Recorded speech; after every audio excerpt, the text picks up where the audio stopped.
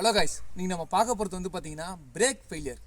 காமனாக பிரேக் ஃபெயிலியரை பற்றி பார்க்கறதுக்கு முன்னாடி ஜென்ரலாக நம்ம கார் பிரேக்கிங் எப்படிலாம் நமக்கு பிடிக்குதுன்றதை பார்ப்போம். காமனாக நம்ம பிரேக் ஆயிலுக்கு தனி லிக்விட் இருக்குது. பிரேக் ஆயில் நம்ம காமனாக ஊற்றுறோம். அது மூலிமா மாஸ்டர் சிலிண்டர் மூலிமா தான் நமக்கு ஈச்சி சிலிண்டர். ஸோ ஒரு வீலுக்கு ஒரு சிலிண்டர் இருக்கும்.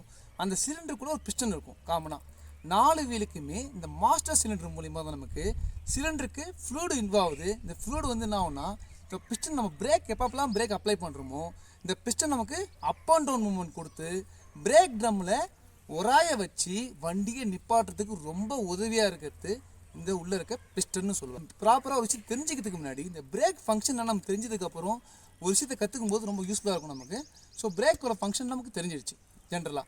அதுக்கப்புறம் இந்த பிரேக் நமக்கு பிடிக்கலன்றதை நம்ம ஐடென்டிஃபை பண்ணிட்டோம். ஒரு பிரேக்கை நீங்கள் பிடிக்கலன்றதை நீங்கள் ஐடென்டிஃபை பண்ணிட்டீங்கன்னா ஸோ பிரேக் ஃபெயிலியர் எப்படி நடக்குதுன்றதை பார்ப்போம். ஃபஸ்ட்டு வந்து பார்த்தீங்கன்னா இந்த பிரேக் ஃபெயிலியர் எதனால் நடக்குது.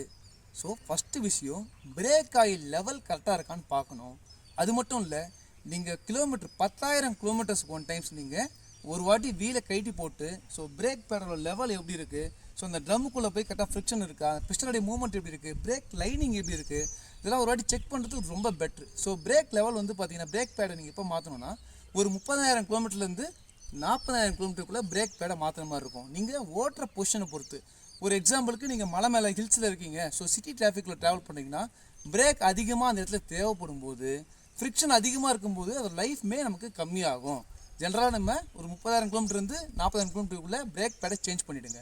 ஸோ அதே மாதிரி இந்த பிரேக் ஃபெயிலியர் எதாவது நடக்குதுன்னு பார்த்தீங்கன்னா பிரேக் ஆயில் கம்மியாக இருக்கணும் ஃபஸ்ட்டு விஷயம். ரெண்டாவது வந்து பிரேக் லைனிங்கில் ஏதாவது மூமெண்ட், பிஸ்டன் மூமெண்ட் வந்து ரொம்ப டைட்டாக ஃபிக்ஷனாக பிடிச்சின்னு இருக்கும்போது பிரேக் பிடிக்காமல் போகிறதுக்கு அதிகப்படியான வாய்ப்பு இருக்குது. இன்றைக்கி இருக்கிற காமனாக வந்து பார்த்திங்கன்னா அதிகம் தரமான இன்றைக்கி வந்து எது எதெல்லாம் ரொம்ப முக்கியமானதாக இருக்கோ அதில் வந்து முக்கியமாக உதாரணத்துக்கு சொல்ல போனால் இந்த ஸ்டேரிங் காலம் ரொம்ப முக்கியமானது. நெக்ஸ்ட் வந்து பார்த்திங்கன்னா கிளச், பிரேக், இந்த பிரேக்கிங் சம்மந்தப்பட்ட விஷயத்தில் இன்றைக்கி அனைத்து மேனுஃபேக்சரிங்குமே அதில் ரொம்ப இம்பார்ட்டன்ஸ் கொடுத்து தான் பார்ப்பாங்க. இது வந்து மெக்கானிக்கல் எரர்னு சொல்ல முடியும். சில விஷயங்கள் வந்து காமனாக நமக்கு பிரேக் ஆயிலுமே கரெக்டாக இருக்குது, பிரேக் லைனிங் கரெக்டாக இருக்குது, நம்ம ப்ராப்பர் மெயின்டெனன்ஸ் பண்ணாலுமே இந்த மாதிரி விஷயங்கள் நடக்குது. ஸோ காமனாக மெக்கானிக்கல் எரர்னு சொல்லலாம். ஸோ மெக்கானிக்கல் எரர் நடக்கும்போது என்னென்ன விஷயம் பிரேக் ஃபெயிலியர் ஆகிடுச்சு. நான் வந்து என் காரை ஒரு விஷயத்த நான் ஐடென்டிஃபை பண்ணிட்டேன். நான் பிரேக் பெடலை அமைக்கி பார்க்கும்போது என் பிரேக் வந்து பிடிக்கலை, ஐடென்டிஃபை நான் பண்ணிட்டேன், என் வண்டி பிரேக் ஃபெயிலியர் ஆகிடுச்சின்றது. என்னென்ன விஷயத்தை பண்ணக்கூடாது, எந்தெந்த விஷயத்த பண்ணணும், இதுதான் ஒரு காமனான விஷயம். ஸோ ஃபஸ்ட்டு விஷயம் நான் சொல்கிறது, பேனிக் ஆகிடாதீங்க. ஸோ நீங்கள் பேனிக் ஆகிறதால என்ன தான் ஃபியர் நமக்கு பிரேக் தெரிஞ்சதுக்கப்புறம் நீங்கள் வாழ்க்கையில் எடுக்கிற அந்த 10 செகண்ட் விஷயம் தான் நம்ம வாழ்க்கையுமே சேஞ்ச் பண்ணி கொடுக்கும். ஒரே ஒரு சின்ன லாஜிக், நம்ம நம்பி நம்ம ஃபேமிலி வராங்க, எல்லாருமே வராங்க. ஸோ காமனாக இந்த 10 செகண்ட் எடுக்கிற முடிவு உங்கள் வாழ்க்கையை சேஞ்ச் பண்ணி கொடுக்கும். ஸோ நீங்கள் ஃபஸ்ட்டு பண்ணக்கூடாதது ஃபியர் ஆகக்கூடாது. ஸோ நம்ம வண்டி பிரேக் பிடிக்கலன்னு தெரிஞ்சதுக்கப்புறம் ஐடென்டிஃபை பண்ணதுக்கப்புறம் யாருக்கிட்டையுமே சொல்லிடாதீங்க வண்டி பிரேக் பிடிக்கல, அதை எப்படி ஸ்டாப் பண்ணலாம். ஸோ நமக்கு பிரேக் மட்டும்தான் ஸ்டாப் பண்ணுறதுக்கு ஏற்ற காமனான கான்செப்ட் கிடையாது. ஸோ நமக்கு ஒரு வண்டி இங்கேருந்து ரொம்ப தூரம் போகிறதுக்கு எனக்கு எந்த டிரான்ஸ்மிஷன் ரொம்ப சப்போர்ட்டாக இருக்குது, அது மூலிமா தான் நான் லாங் ட்ரைவ் போகிறேன் அப்படின்றதுக்காக எந்த டிரான்ஸ்மிஷனை வச்சு நம்ம லாங் ட்ரைவ் போகிறோமோ அதே டிரான்ஸ்மிஷனை வச்சு நம்ம வண்டியை ஸ்டாப் பண்ண முடியும். ஸோ உதாரணத்துக்கு சொல்ல போனீங்கன்னா காமனாக எல்லாரும் ஒரு விஷயத்த பண்ணுவாங்க. என்னென்னு கேட்டிங்கன்னா, ஒரு வண்டி பிரேக் பிடிக்கலன்னு தெரிஞ்சதுக்கப்புறம் வண்டியை ஆஃப் பண்ணிவிடுவாங்க. எக்காரணத்தை கொண்டும் இந்த வண்டியை ஆஃப் பண்ணாதீங்க. நான் சொன்ன மாதிரி இந்த இன்ஜின் பிரேக்கிங்கோட சப்போர்ட்டை பேஸ் பண்ணி தான் நம்ம ஒரு காரை நிறுத்த போகிறோம். செகண்ட் தான் நமக்கு ஹேண்ட் பிரேக்கோட சப்போர்ட்டுமே நமக்கு கிடைக்குது. சரிங்களா? எடுத்தீங்க காரை ஆஃப் பண்ணிட்டீங்க, அதாவது ஒரு பதட்டத்தில் கார் கீயை எடுத்து ஆஃப் பண்ணிட்டீங்கன்னும் போது ஸ்டேரிங் என்ன ஆகிடும், லாக் ஆகிடும். லாக் ஆகிடும் போது உங்களுக்கு ரைட் ஹேண்ட் சைடும் போக முடியாது, லெஃப்ட் ஹேண்ட் சைடுமே போக முடியாது.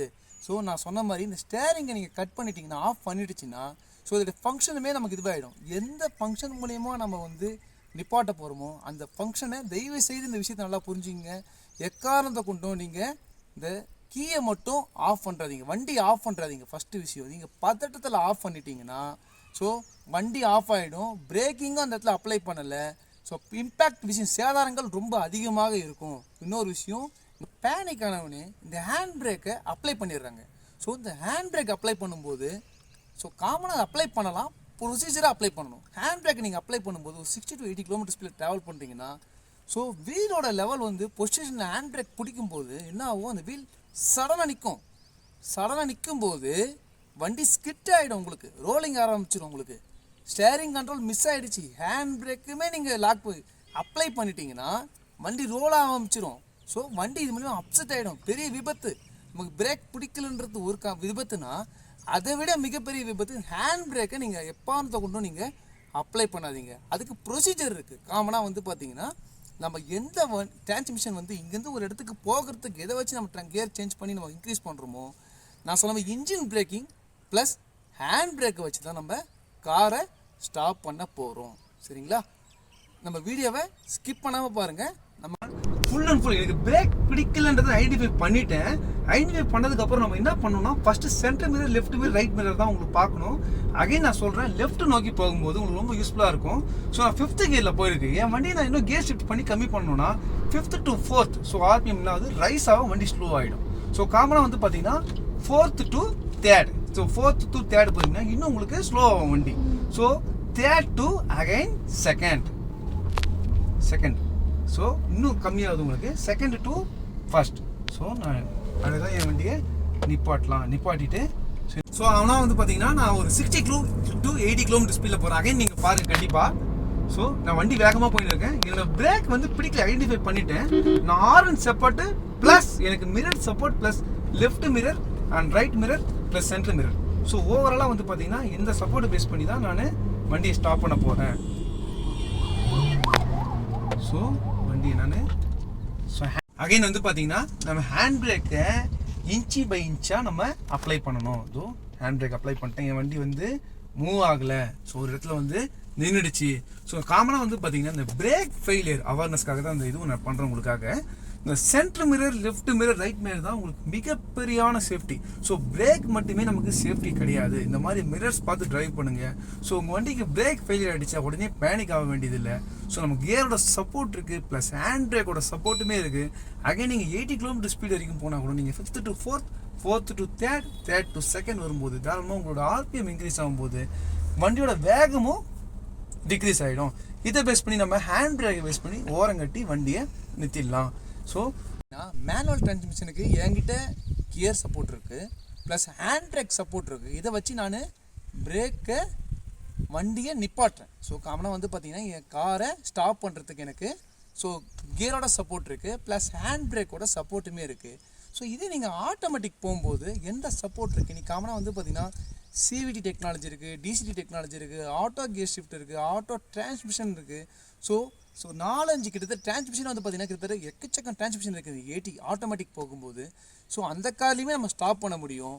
ஸோ அதை எப்படி ஸ்டாப் பண்ணுறதுன்னு கேட்டிங்கன்னா, ஜென்ரலாக வந்து பார்த்தீங்கன்னா உங்களோட கியர் பாக்ஸில் ப்ளஸ்ஸு மைனஸ்னு கொடுத்துருப்பாங்க. அதாவது manual plus drive mode, neutral mode, reverse mode.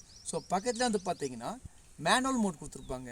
நீங்கள் ப்ளஸ் போடும்போது என்னாகும், கியர் வந்து இன்க்ரீஸ் ஆகிடும். ஸோ நீங்கள் மைனஸ் பண்ணும்போது கியர் என்னாகும், டிக்ரீஸ் ஆகிடும்.